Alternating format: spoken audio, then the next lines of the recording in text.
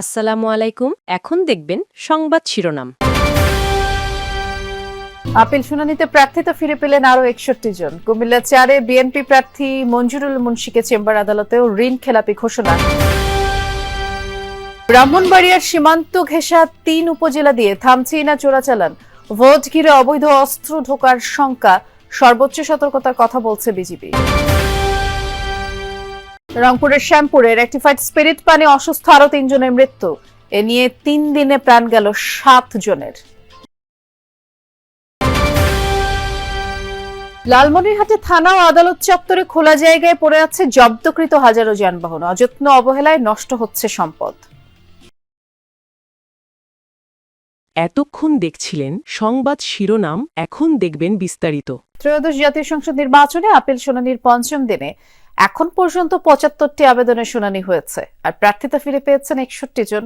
১২ জনের আপিল নামঞ্জুর করা হয়েছে, ২ জনের আবেদন শুনানি স্থগিত রাখা হয়েছে, ২ জন আবেদনকারী অনুপস্থিত ছিলেন। সব মিলিয়ে গত ৪ দিনে ২ শতাধিক আবেদনকারী তাদের প্রার্থিতা ফিরে পেয়েছেন। ১৮ জানুয়ারি পর্যন্ত এই আপিল শুনানি চলবে। আর এবারে নির্বাচনে মনোনয়নপত্র বাতিল ও গ্রহণের সিদ্ধান্তের বিরুদ্ধে নির্বাচন কমিশনে মোট ৬৪৫টি আপিল আবেদন জমা পড়েছে। আমাদের আজকে যে আপিল সেটা মঞ্জুর হয়েছে এবং আগামী দিনগুলোতে আমরা কমিশনের উপর সতর্ক দৃষ্টি রাখব। আমার স্বাক্ষরকে মৃত ব্যক্তির স্বাক্ষর হিসাবে ২৯ তারিখ দিয়ে এখানে রিপোর্ট পাঠাইছেন।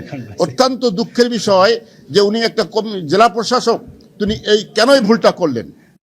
কুমিল্লা ৪ আসনের বিএনপি প্রার্থী মঞ্জুরুল হাসান মুন্সি ঋণখেলাপি হিসেবে আপিল বিভাগের চেম্বার আদালতেও বহাল থাকছে। বুধবার বিচারপতি ফারাহ মাহবুবের চেম্বার আদালত এই আদেশ দেন। মামলার রুল ২ সপ্তাহের মধ্যে নিষ্পত্তির জন্য হাইকোর্টকে নির্দেশ দেওয়া হয়েছে। তবে প্রিমিয়ার ব্যাংকের আইনজীবী জানিয়েছেন তিনি ঋণ পুনঃতফসিল করেছেন। এর ফলে রুল নিষ্পত্তি হলে দ্রুতই তিনি ঋণ খেলাপি থেকে মুক্ত হবেন।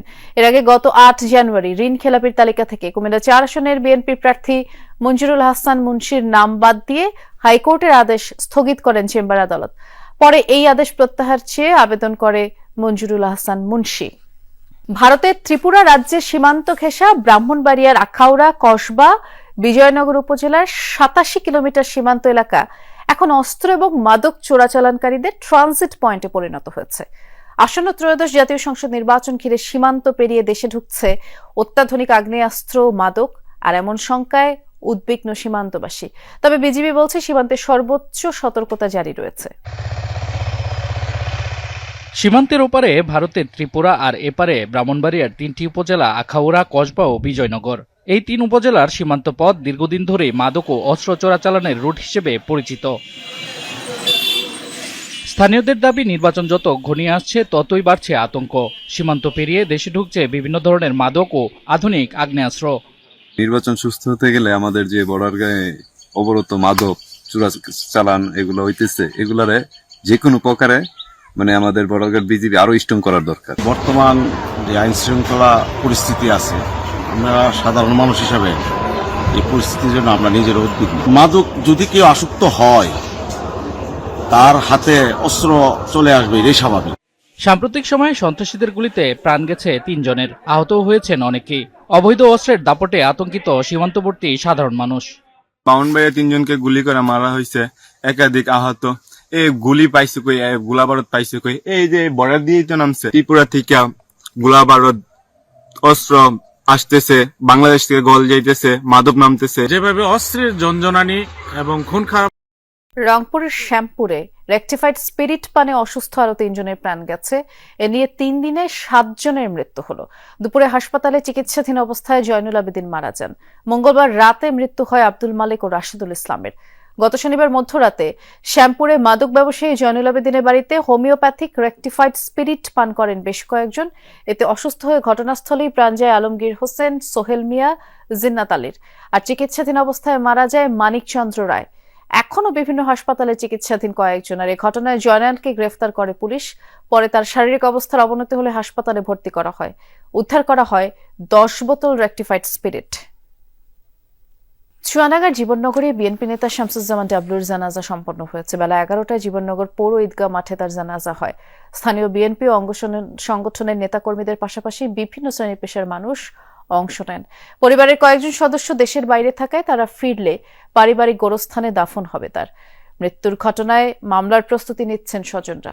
সোমবার রাত 11টা নাগাদ ডাবলুকে নিজ ফার্মেসি থেকে আটক করে যৌথ বাহিনী এবং স্বজন নেতাকর্মীরা অভিযোগ করছে হেফাজতে থাকাকালীন নির্যাতনের কারণেই মারা গেছেন ডাবলু।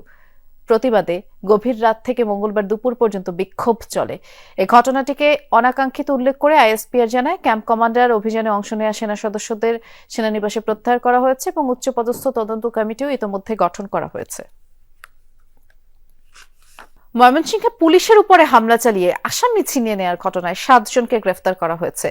ছিনিয়ে নেওয়া আসামি আরিফুলের বাবা সাগর আলী, ভাই রেজাউল করিম সহ 7 জনকে গ্রেফতারের পর দুপুরে তাদেরকে আদালতে নেয় পুলিশ। এর আগে গতরাতে 29 জনের নাম উল্লেখ এবং অজ্ঞাত 140 জনকে আসামি করে মামলা হয়। পুলিশ জানায়, মঙ্গলবার বিকেলে নগরীর দীঘার কান্দা এলাকায় অভিযান চালিয়ে একটি মামলার এজাহারভুক্ত আসামি আরিফুল ইসলামকে গ্রেফতার করা হয়। থানায় নেওয়ার সময় আরিফুলের বাবা সাগর আলীর নেতৃত্বে শতাধিক লালমনিরহাটের দায়রা আদালত চত্বর এবং জেলার 5টি থানা এলাকায় খোলা আকাশের নিচে পড়ে আছে হাজারো যানবাহন। মামলা নিষ্পত্তি না হওয়ায় জব্দকৃত এসব যানবাহন বছরের পর বছর অবহেলায় পড়ে থেকে একেবারে ব্যবহারের অনুপযোগী হয়ে পড়ছে। এতে একদিকে যেমন সম্পদের অপচয় হচ্ছে, তেমনি আদালত এবং থানা চত্বর ভাগাড়ে পরিণত হচ্ছে। মামলা সংক্রান্ত জটিলতায় লালমনিরহাট দায়রা আদালত চত্বর সহ জেলার 5টি থানা ও ডিবি পুলিশের হেফাজতে বছরের পর বছর পড়ে আছে হাজার হাজার যানবাহন। জব্দকৃত এসব যানবাহন দীর্ঘদিন ধরে খোলা আকাশের নিচে থাকায় রোদ বৃষ্টি আর ধুলোবালিতে নষ্ট হচ্ছে, চুরি হয়ে যাচ্ছে যন্ত্রাংশ। আদালত চত্বর ও থানা এলাকায় যানবাহন রাখার স্থানগুলো ধীরে ধীরে ভাগাড়ে পরিণত হচ্ছে। জব্দ তালিকায় গাড়িটির মূল্য নির্ধারণ করা আছে 2 লক্ষ টাকা। যখন সে হস্তান্তর হবে তার ক্ষেত্রে 20,000 টাকা সে বিক্রি করতে পারবে না। এটা আসলে স্বচ্ছতা আনা দরকার। যদি রাখতেই হয় তাহলে যথাযথ প্রক্রিয়া সংরক্ষণ করা হচ্ছে সেট করে, আর তা না হলে জিম্মায় দিয়ে দেওয়া উচিত। কোর্ট যেন একটু তাড়াতাড়ি বিধিবদ্ধ ব্যবস্থা গ্রহণ করে সাক্ষীগুলোকে তাড়াতাড়ি নিয়ে আসার জন্য। আইনজীবীরা বলছেন, মামলা যত দীর্ঘ হচ্ছে ততই ক্ষতিগ্রস্ত হচ্ছে জব্দকৃত যানবাহন, অথচ এগুলো রাষ্ট্রীয় সম্পদ হিসেবেই বিবেচিত। যে মামলাগুলো 6 মাসের মধ্যে নিষ্পত্তি হওয়ার কথা, এই আইনি জটিলতার কারণে আজকে বছর পড়ে আছে। যদি এই মামলাগুলো দ্রুত নিষ্পত্তি হয় তাহলে সরকারের এখান থেকে মোটামুটি একটা রাজস্ব আদায় হবে বলে আমি আইনজীবী হিসেবে মনে করি। নিত্য নতুন মামলা হচ্ছে, নিত্য নতুন প্রতিদিনই কম বেশি মামলা সম্পর্কিত বাহনগুলো আটক করা হচ্ছে এবং সেগুলো মালখানায় নিয়ে আসা হচ্ছে। এখন যে অবস্থা, তাতে মালখানায় রাখার মতো তো আর জায়গা নেই। বিআরটিএ এবং আদালতের তথ্য মতে 2024-25 অর্থ বছরে প্রায় 6,500 যানবাহন মামলা সংশ্লিষ্ট আলামত হিসেবে তালিকাভুক্ত ছিল। এসবের মধ্যে রয়েছে চোরাই, নিবন্ধনহীন, কাগজপত্রবিহীন, অবৈধ যানবাহন ও মাদক সহ বিভিন্ন মামলার আলামত। সবচেয়ে বেশি যানবাহন জব্দ হয়েছে মাদক মামলায়।